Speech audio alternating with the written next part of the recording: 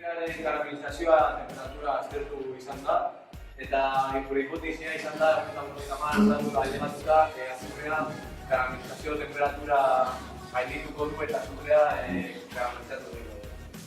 Bueno, eta gero informazioa. Erremedioa, karamelizazioa erretzen prozesu entzimatikoa da, eta azukrearen pirolizazioaren ondorio puntatzen da. Azukreak sakarosa da azukre mota bat, esaterako fusio puntutik gora lotzen direnean, zenbait erreakzio gertatzen dira eta... Gara, eta gaur gure proiektuaren orkestu bat egingo dizuda.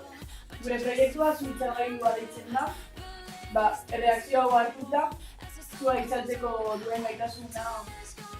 Eta hori baldintzatzen duten faktoreak aztertuko ditugu. Eta horien eskutik azalpen zientifikoa egingo dugu eta praktika bat zer nolako erreakzioa sortzen da. Helburua da magneziaren errekurtzarekin parte hartzen dute elementuak ezagutzea eta eragina duten faktoreak